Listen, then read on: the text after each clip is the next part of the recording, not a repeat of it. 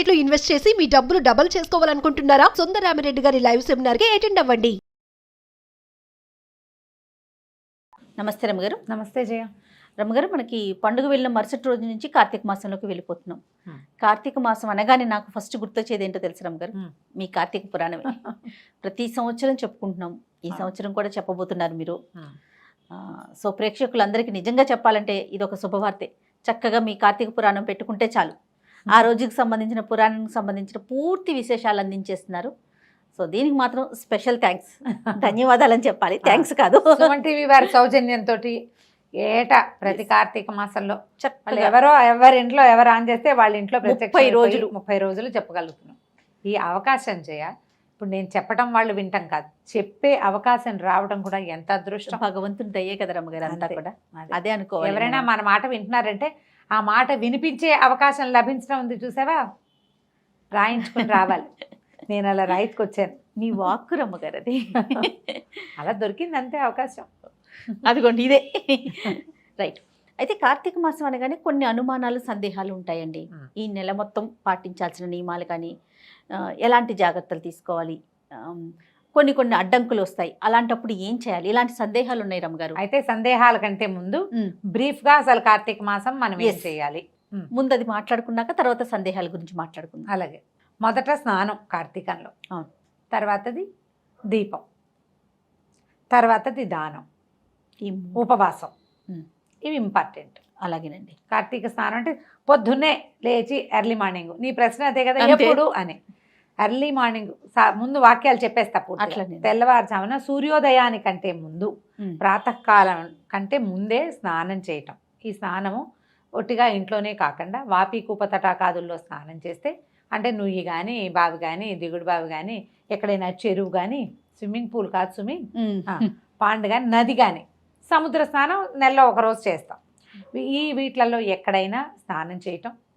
స్నానం చేసిన తర్వాత దేవాలయ దర్శనం ఒకటి ఇంపార్టెంట్గా చెప్తారు. కార్తీకానికి దీపం చాలా ముఖ్యం. ఇది ఆశ్వేజ మాసం తర్వాత వచ్చేటువంటి కార్తీకం అంటే శరదృతువు. ఇప్పుడు మనకి శ్వాసకోశాలకు సంబంధించినటువంటి సమస్యలు వస్తాయి, తప్పకుండా దీపం పెట్టుకోవాలి. ఆ దీపారాధన తాలూకు ఆ ధూమాన్ని పీల్చడం వల్ల ఆరోగ్యం బాగుపడుతుంది. కార్తీక దీపంలో పరమేశ్వరుడు ఉంటాడు, ఇది మెయిన్. తర్వాత దానం చేసుకోవటం. దానాలు రకరకాలు, చాలా రకాల దానాలు చేయొచ్చు. తిలా దానం చేయటం, బట్టలు వస్త్రదానం చేయటం, దీపదానం చాలా అఖండమైన ఫలితాన్ని ఇస్తుంది. రకరకాల దాన ప్రక్రియలు. తర్వాత దేవాలయ దర్శనాలు, ఇంట్లో దీపం పెట్టుకోవటం, దేవాలయంలో దీపం పెట్టుకోవటం. చివరిగా ఉపవాసం. కార్తీక నక్తాలని చేస్తారు. పగలల్లా ఉపవాసం ఉండి రాత్రి చుక్కలు చూశాక భోజనం చేయటం నక్తం అంటారు. నక్తము అంటే రాత్రి, కార్తీక నక్తాలు అదే దాని పేరు. లేదా పొద్దున భోజనం చేసేసి రాత్రిపూట ఉపవాసం చేయటం. ఒకటి కార్తీకంలో నక్తాలు చేస్తారు, లేకపోతే పర్వదినాల్లో ఉపవాసం ఉండొచ్చు. అవి ఎట్లా 4 సోమవారాలు, తర్వాత 2 ఏకాదశులు, పౌర్ణమి, అమావాస్య, ఈ తిథుల్లో ఉపవాసం చేయటం. పగలు ఉపవాసం ఉండటం, సాయంకాలము దీపారాధన చేసుకోవటం, భోజనం చేసేయటం. ఈ విధానాల్లో దేన్నైనా తీసుకోవచ్చు. అయితే కార్తీకం అనగానే మనం శివారాధన స్పష్టంగా వింటాం. కానీ ఈ నెలలో ఉన్న ప్రత్యేకం ఏంటంటే, మనం ఒక ప్రధానమైన సంగతి చెప్పుకోవాలి. మా భగవంతుడు కృష్ణుడు చెప్పాడు, మాసానాం మార్గశీర్షోహం అని. నేను మాసాల్లో మార్గశీర్షాన్ని అని చెప్పినప్పటికీ కూడా మార్గశీర్షానికి లేని ఒక అత్యద్భుతమైన ప్రత్యేకత ఈ కార్తీక మాసానికి ఉంది. ఎందుకంటే ప్రథమంగా ఆరాధన తెప్పించుకునేవాడు శివుడైనప్పటికీ కార్తీక దామోదర ప్రీత్యర్థమని సంకల్పం చెప్పే శివారాధన చేస్తాం. ఇప్పుడు దామోదరుడు కార్తీకానికి అధిదైవం. అవును. ఈ దామోదరుడు విష్ణు స్వరూపుడు. విష్ణువు నడుముకి తాడు కట్టబడినటువంటి కృష్ణ స్వరూపమే దామోదర స్వరూపం. ఆయనను తలుచుకుని నువ్వు ఏదైనా చెయ్యి. ఆయన తలుచుకుని స్నానం చేయి, ఆయన తలుచుకుని దీపం పెట్టు, ఆయనే తలుచుకుని దానం చేయి, ఆయనే తలుచుకుని శివారాధన చెయ్యి. ఎంత అద్భుతం కదా. ఏదైనా నేను ఒక్కటే అని మేమిద్దరం ఒకటే కదండి. మేమిద్దరం ఒకటే. శివకేశవుల అభేదాన్ని స్పష్టంగా తెలియచేసేది ఈ కార్తీక మాసం. అద్భుతం. ఇది అత్యద్భుతమైన వ్యవహారం. ఇదైతే ఈ శివారాధన, శివలింగానికి శివారాధన చేస్తూనే విష్ణు స్వరూపమైన సాలగ్రామ ఆరాధన చేయటము, సాలగ్రామాన్ని దానం చేయటము కార్తీకంలో విశేషమైనది. ఈ నెలలో విష్ణువుని తులసితోటి పూజించటం. తులసితో పాటు ఉసిరి చెట్టును కూడా ఉంచి రెండింటిని కలిపి పూజించటం. ఇట్లా తులసి పూజ కూడా చాలా ప్రాధాన్యతని సంతరించుకుంటుంది. చూడు, శివప్రీతి కోసం అభిషేకాలు చేస్తూ విష్ణు ప్రీతి కోసం తులసి పూజ చేసుకుంటాం. దీపాలు తులసి దగ్గరే పెడతాం. ఇలా శివకేశవుల ఇద్దరి ఆరాధన కుదిరేటువంటి ఈ మాసంలో ఏదైనా ఒక్క రోజైనా ఉపవాసం, ఒక్క రోజైనా దీపారాధన, ఒక్క వస్తువైనా దానం చేయటం, ఒక్క రోజైనా నదీ స్నానం చేయటం, ఒక్కసారైనా దేవాలయానికి వెళ్ళటం కూడా నెలంతా చేసిన ఫలితాన్ని ఇస్తాయి. పైగా సంవత్సరంలో ఉండే 12 నెలలు 11 నెలలు ఒక ఎత్తు, ఈ ఒక నెల ఒక ఎత్తు. ఎందుకంటే ఈ నెలలో ప్రతిరోజు పర్వదినమే. ఏ రోజైనా ఆరాధన చేసుకోవచ్చు. ఈ తిథిలో కొన్ని ప్రత్యేక తిథులు ఉన్నాయి. ఏ తిథికి ప్రత్యేకత లేకపోయినా కూడా నువ్వు పూజ చేసుకోవచ్చు. అది కూడా నెల చేసిన ఫలితాన్ని ఇస్తుంది. అంత ప్రత్యేకమైన మాసం కాబట్టి కార్తీకం మీద చాలా ఆసక్తిగా ఉంటుంది. మనం పైన చెప్పుకునే వ్యవహారాలన్నీతో పాటుగా పురాణ శ్రవణం అనేది ఒక పెద్ద వ్యవహారం. అవునండి. ఈ పురాణము ఎవరైనా చెప్తుంటే వినొచ్చు, స్వయంగా చదువుకోవచ్చు. పైవేవీ చేయలేకపోయినా, ఏవి దీపము, దానము, స్నానము, వ్యవహారాలు ఏమి చేయలేం. ఆరోగ్యం సహకరించకపోవచ్చు. ఏదైనా గర్భవతులు, చంటి పిల్లల తల్లులు, ఇంట వంట లేదు, ఎవరు చెయ్యరు, మన సంప్రదాయంలో లేదు, అయినా కూడా పురాణం వినొచ్చు. దానికి ఎటువంటి అడ్డంకులు ఆటంకాలు లేవు. ఇవన్నీ చేసిన వాళ్ళకి ఎలాంటి ఫలితం లభిస్తుందో పురాణ శ్రవణం చేసిన వాళ్ళకి కూడా అంత ఫలితం లభిస్తుంది. ఇప్పుడు ఇన్ని లక్షల మందికి పురాణాన్ని వినిపించే వాళ్ళ దానికి ఏం లభిస్తుందో చెప్పు నువ్వు. మహాద్భుతం కదా రమ్మగారు, ఇంకా మాటల్లో చెప్పలేరేమో బహుశా. అంతే. కాబట్టి ఈ వీటిలలో ఏదైనా చేయొచ్చు. ఇది టోటల్గా కార్తీక మాసంలో మనం ఆచరించవలసింది. ఇంకొక ఫైనల్ టచ్ ఏంటంటే, కార్తీకంలో నది స్నానం ముఖ్యమైనది, సముద్ర స్నానం చాలా అద్భుతమైంది. దీంతో పాటుగా వనభోజనం ఒకటి చాలా ప్రముఖమైంది. వనభోజనానికి ఎవరైనా పిలిస్తే నిరాకరించకుండా చక్కగా వెళ్ళండి. ఏమైనా ఎక్కువ ఔషధ వృక్షాలున్న ఫామ్ హౌసుల్లోకి వెళ్ళగలిగితే ఇక మీ అదృష్టం అది. అంతే. అలాంటి అవకాశం లభించడమే అదృష్టం. అందరం కలిసి వెళ్ళి భోజనాలు చేసి తంబోలా ఆడుకోవడానికి మాత్రం కాదు అది. ఎందుకంటే మనం ఇన్ని వృక్షాలు ఉన్న చోటకు వెళ్తే ఆ ఎక్కువ ఆక్సిజన్ని పీల్చగలగటమే మన అదృష్టంగా భావించాలి. చెట్ల కింద కూర్చుని సామాన్యంగా నేల మీద ఆకుపరుచుకుని అన్నం తినడం భగవంతుడు ఈ అవకాశం ఇచ్చాడు. ఇప్పుడు చాలా పరిస్థితులను గడిచొచ్చాం మనం. అవును. అబ్బో, ఇప్పుడు ఈ సంవత్సరం హాయిగా తినే అదృష్టాన్ని కల్పించాడు. ఒకసారి భగవంతుడికి ఒక నమస్కారం చేసుకోండి. ఉసిరి చెట్లున్న తోటల్లోకి వెళ్ళగలిగితే మంచి ఆక్సిజన్ లభిస్తుంది. ఈ నెలలో ఉసిరి చెట్టులో కూడా అపరిమితమైన ప్రాణశక్తి ఉంటుంది. అందుకని ఉసిరి చెట్టు తప్పకుండా ఉండాలి అని చెప్తారు. పిందెలు, పూత అవి ఉన్న ఉసిరి చెట్లు అయితే ఇంకా మంచిది. తప్పకుండా. అయితే మరి కొన్ని సందేహాలు ఉన్నాయండి. ఎవరైనా చనిపోయారనుకోండి, కార్తీక మాసం వచ్చింది, సంవత్సరం లోపే కార్తీక మాసం వచ్చింది, వారు పూజ చేసుకోవచ్చా, దీపం పెట్టొచ్చా? అంటే ఇప్పుడు సంవత్సరీకం లోపల నిత్య దీపారాధన ఎవరైనా చేసుకునేది. మామూలుగా చేసుకుంటాం. ఓకే, చేసుకోవచ్చు. దీపారాధన చేసుకోవచ్చు. ఒకసారి ఎక్కడైనా దేవాలయంలో నిద్ర చేసిన తర్వాత దేవాలయ దర్శనానికి వెళ్ళొచ్చు. కాకపోతే పర్వదినాల్లో పూజా విధానాలు చేయరు. సంవత్సరం లోపే దేవాలయ దర్శనానికి వెళ్ళొచ్చు. ఏవో కొన్ని కమ్యూనిటీస్లో ఏడాది పాటు గుళ్ళోకి వెళ్ళకూడదనే నియమం ఉంటుంది, కానీ అలా చెప్పటం లేదు జయ. కొండలు ఎక్కే చోటికి వెళ్ళకూడదని ఒక సిద్ధాంతం చెప్తారు. కొండలు ఎక్కే దేవాలయాలకి వెళ్ళకూడదు అని. మేము పాటించలేదు జయ. మేము మా పురోహితుని అడిగితే మొక్కులు తీర్చుకోవద్దు కానీ దేవాలయ దర్శనానికి వెళ్ళమన్నారు. ఓకే. ఇప్పుడు కూడా మనం ఏడూర్లు ఈ సంవత్సరీకాల లోపల మీరు ఏదైనా దేవాలయానికి వెళ్తే గోత్రనామాలు చెప్పి అర్చన చేయించుకోకూడదు. దేవాలయ దర్శనం చేసుకోవచ్చు, ఏమీ తప్పులేదు. ఈ పర్వదినాల్లో చేసుకునేటువంటి దీపారాధన అంటే ఇప్పుడు ప్రత్యేక ఆరాధనలు చేస్తాం కదా, వాకిట్లో దీపం పెట్టడం, ఆకాశ దీపాలు పెట్టడము, తులసి దగ్గర ప్రత్యేకంగా దీపం పెట్టడం, పౌర్ణమి రోజు చేయటము అవి చెయ్యొద్దు. నిత్య దీపారాధన పెట్టుకోవచ్చు, తప్పులేదు. ఓకే. ఇప్పుడు పీరియడ్స్ టైంలో ఇప్పుడు నెలంతా పెడతాము సాధారణంగా. కార్తీక మాసంలో ఒక 5-6 రోజులు పెట్టలేకపోతాం కదా, అప్పుడు ఏంటండి ఏమన్నా ఇబ్బంది అనిపిస్తుందా? ఇబ్బంది అనిపిస్తే మానేస్తాము. ఒకవేళ మీకు అవకాశం ఉండి మీరు పక్కన కూర్చుని ఇంట్లో ఎవరైనా పెట్టేటైతే పెట్టుకోవచ్చు. మీకు అవకాశం లేదు, మీరు ఇంట్లోనే ఉంటారు, ఆ 5 రోజులు మానేయండి. 5వ రోజున 4వ రోజున స్నానం చేస్తారు. 5వ రోజున కూడా మళ్ళీ తల స్నానం చేసి అప్పుడు దీపం పెట్టుకోవచ్చు. ఏమైనా చాలా శారీరక ఇబ్బందులు గనక ఉంటే, మీకు చికాకు అనిపిస్తే మీ మనసుకే సుమి అది, ఒకవేళ చికాకుగా ఉంటే ఆ 2 రోజులు ఇంకో 2 రోజులు మానేసుకోండి. తర్వాత దీపాలు కంటిన్యూ చేయొచ్చు. ఈ పోయిన 7 రోజుల పుణ్యాన్ని నేను ఎలా సంపాదించాలని దిగులు పడద్దమ్మా. ఎవరికి ఏది ప్రాప్తమో ముందే చెప్పుకున్నాం కదా, ఇక్కడ రాసుకొస్తాం మనమని అవును కదా. కాబట్టి వస్తుంది, వచ్చే సంవత్సరం ఫినిష్ చేసుకుంటాం. అయినా కార్తీకంలో ఒకరోజు దీపం పెట్టినా చాలు, ఒకరోజు స్నానం చేసినా చాలు అని చెప్తున్నాం. పదే చెప్తున్నాం. ఇది కార్తీక పురాణంలో చెప్పింది, మన మాట కాదు, పురాణంలో చెప్పబడిన మాట.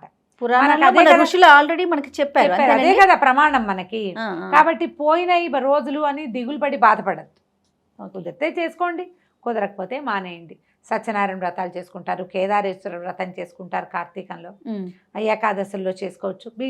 మీ ఓపిక, ఈ రోజు తప్పించి ఇంకో రోజు చేసుకోండి అంతే. ఓకే. నూనెని ఎలాంటి నూనె వాడాలి రమ్మగారు? ఇప్పుడు నెల రోజులు మనం దీపం పెట్టుకుంటాం, తులసి దగ్గర పెడతాము, కొంతమంది గుమ్మాల దగ్గర కూడా పెట్టుకుంటారు కదా, ఎలాంటి నూనె మంచిది, ఎలాంటి తైలం? దేవుడి దగ్గర అయితే ఆవు నెయ్యి, లేదా ఆవు నెయ్యి రోజు పెట్టలేమో అనుకుంటే పర్వదినాల్లో ఆవు నెయ్యి. వాకిళ్లలో నువ్వుల నూనె. నువ్వుల నూనెలో దీపం నూనె తేవద్దు, అంటే దీపం నూనె అని ప్రత్యేకంగా కనపడుతుంది, అది పూర్తి స్థాయి నువ్వుల నూనెగా మాత్రం భావించబడట్లేదు కాదు. అవును. కాబట్టి మంచి నువ్వుల నూనె, ప్రశస్తమైన నూనె వాడుకోండి. ఇళ్ళల్లా పెట్టకండి దీపాలు, ఒక్క దీపమే పెట్టుకోండి తులసి దగ్గర, చాలు. లీటర్ నూనె నెలకు వచ్చేస్తుంది మనకి. అవును. చాలా పెడితే బోళ్ళంత నూనె కావాలి, బోళ్ళు ఖరీదు అని బాధగా ఉంటుంది. ఇబ్బందులు ఎవరికైనా ఉంటాయి కదా, ఆర్థికమైన ఇబ్బందులు తప్పవు, ఆలోచిస్తాం. అవును. ఎలాగోలాగా ఏదో ఒకటి పెట్టద్దు. పోనీ ఇన్ని రోజులు పెట్టలేరు, కేవలం పర్వదినాల్లో మాత్రమే పెట్టండి, మంచి నూనెతోటి పెట్టండి. ఆ దీపము దైవానికి చేరుతుంది ఒకటి, దానివల్ల మనకి కొంత ఆరోగ్యానికి, పర్యావరణానికి మేలు జరుగుతుంది. ఈ రెండింటిని గట్టిగా ఆలోచించండి, ఇదే ఇంపార్టెంట్. నెలంతా ఏదో ఒక నూనెతో దీపం పెట్టడం కాదు, పెట్టిన దీపం సజావైనది కావాలి మనకి. ఎందుకంటే ప్రధానంగా ఇప్పుడు తైలే లక్ష్మి జలే గంగా అని చెప్తారు. ఆ జలంలో గంగ ఉంటుంది కాబట్టి స్నానం చేయాలి, తైలంలో లక్ష్మి ఉంటుంది కాబట్టి వెలిగించాలి. తైలము అంటే ఏమిటి? తిలల నుంచి తీసింది, నువ్వుల నూనె. తర్వాత రమ్మగారు, ఇప్పుడు నది స్నానం, సముద్ర స్నానం కూడా చేయాలనుకుంటున్నాం కదా, మరి ఇప్పుడు అవకాశాలు ఉండవు, అప్పుడు ఏంటండి? నది పరివాహక ప్రాంతాల్లో పల్లెటూళ్ళల్లో ఉండేవాళ్ళు అదృష్టవంతులు. అంతే. పూర్వం అట మనకి ఎక్కడ మాఘ పురాణాల్లోనో కార్తీక పురాణాల్లో కూడా చెప్తారు, అట్లా వీళ్ళ ఊరంతా వెళ్ళిపోయి నది ఉన్న ప్రాంతానికి వెళ్ళి అక్కడ నివసిస్తారు. ఈ మాసం అంతా తీర్థానికి వెళ్తారు, ప్రతిరోజు పిల్లల్ని అక్కడికి తీసుకెళ్తారు, దూరం వెళ్ళి పూజ చేసుకుని తిరిగి వస్తారు. అది వేరే పనులు చేయరు, ఈ పని చేసేవాళ్ళట ఇది వరకు. Okay okay. మా వాళ్ళు ఎవరో 2-3 కూడా అట్లాగే చెప్తారు, నదులున్న ఊళ్ళల్లోకి వెళ్ళిపోయి ఉండిపోతాము చేసుకునే వాళ్ళము అని. రోజు నదీ స్నానం కోసం మా అమ్మగారు అట్లా వెళ్ళేవారు, రాజమండ్రి వెళ్ళిపోతుండేవారు స్నానం చేయటం, రోజు గోదావరిలో స్నానం చేయటం కోసం. అవకాశం ఉంటే సరే. ఇప్పుడు బావులు లేవు, నూతులు లేవు, ఉన్నవేమో హ్యాండ్ పంపులు కూడా లేవు. అస్సలు హ్యాండ్ పంప్ ఉన్న అదృష్టవంతులే చేయవాళ్ళు. ఎందుకంటే భూగర్భ జలాలతో స్నానమే ఇప్పటి నియమం. చలి రోజులు కదా, అవును, వేడి నీళ్లు పోసుకుంటే గానీ ప్రాణం ఇదిగా ఉండదు. ఇప్పుడు మనకి ఏమవుతుంది, ఇది ఒక సైంటిఫిక్ రీజన్ ఉందమ్మా, దీని వెనకాల బాగా మనం అర్థం చేసుకోవాల్సింది. ఆశ్వీజ కార్తీకాలు శరదృతువు, దాని ముందున్న వర్షాకాలంలో కూడా అప్పుడప్పుడు సర్రమంటూ ఎండొస్తుంది. అవును. ఇక్కడికి వచ్చేసరికల్లా సూర్యుడు చల్లబడ్డం మొదలు పెడతాడు. ఆశ్వీజంలో కొంచెం పర్వాలేదుగా ఉంటాడు. కార్తీకం వచ్చేసరికల్లా సూర్యుడు తగ్గిపోతాడు, పగళ్ళు చిన్నవి, రాత్రుళ్ళు పెద్దవి. మనకి ఎక్కడి నుంచి వేడి వస్తుంది? వేడి కావాలి కదా, సూర్యుడే కదా మన వేడికి కారణం. ఇప్పుడు మనకి అన్నం అరుగుతోంది, రాత్రిళ్ళు నిద్రపోతున్నాము అంటే సూర్యుడు ఒకడు ఉండబట్టి, లేకపోతే మన వల్ల కాదు. అవును. మనకు ఆరోగ్య సమస్యలు లేవు భారతీయులకి, చాలా తక్కువ. మిగిలిన దేశాలతో పోలిస్తే మనం చాలా బెటర్గా ఉన్నామని. మనకి ప్రధానమైన కారణం సూర్యుడు సమతుల్యంగా ఉండటం వల్ల. ఎప్పుడు సూర్యుడు సమతుల్యంగా ఉండలేడో అప్పుడు అగ్ని ఆరాధన చేయమంటారు. అగ్ని ఎక్కడుంటాడు? మనం వెలిగించే దీపాల్లోనూ, భూగర్భ జలాలలోనూ. జలంలో అగ్ని ఉంటుంది. ఇప్పుడు ఎట్లా ఉంటుంది? మామూలుగా పైకి చూస్తే ముట్టుకుంటే అమ్మో అని చలేస్తుంది, దిగాక చలేదు. అవును. నీళ్ళ లోపల భూ సంబంధమైన జలాలలో అగ్ని ఉంటాడు. ఆ వెచ్చదనం కనుక మనకు ఒంటికి అలవాటైందా, మీరు చూడండి ఓవర్ హెడ్ ట్యాంక్లో నీళ్లు చల్లగా ఉంటాయి. అదే అప్పుడు బోర్ వేయించుకున్నాం అనుకో, వెచ్చగా వస్తాయి నీళ్ళు. అవకాశం ఉన్న వాళ్ళు బోర్ వాటర్ తోటి స్నానం చేయండి. ఇంట్లోనే స్నానం చేస్తాం. ఇంట్లో స్నానమే నీచ స్నానం అని చెప్తారు కార్తీక పురాణంలో. అన్నిట్లలో అదేనే నీచమైంది.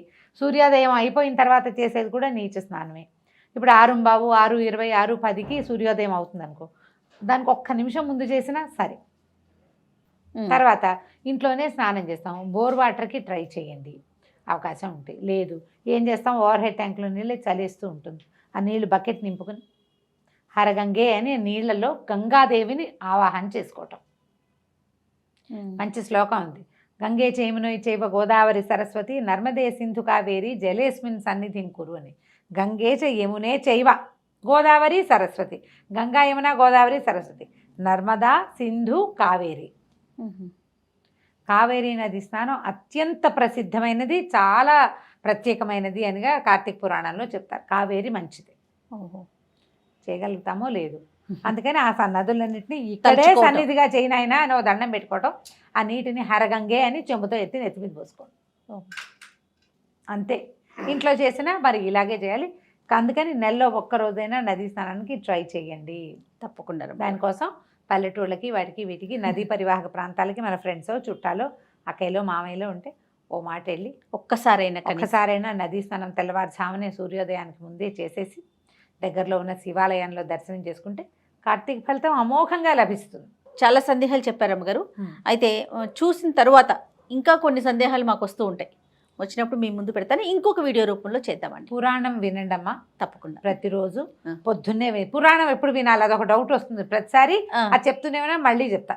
పొద్దున్నే వినగలిగితే మహత్తరంగా ఉంటుంది, సాయంత్రం వినగలిగినా మహత్తరంగానే ఉంటుంది. పడుకునే లోపల పురాణం వినండి. కార్తీక పురాణం వింటే విశేషమైన ఫలితం లభిస్తుంది. మీరు ఏమి చెయ్యలేకపోయినా కూడా అంత ఏమి దిగులు పడక్కర్లేదు. ఇది విన్నా కూడా అలాంటి ఫలితం లభిస్తుందని పురాణంలోనే చెప్పారు.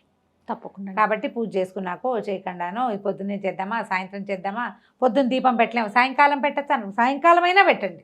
పెట్టడం ముఖ్యం ముఖ్యం అంతే. రైట్ అమ్మ. నమస్తే. నమస్తే.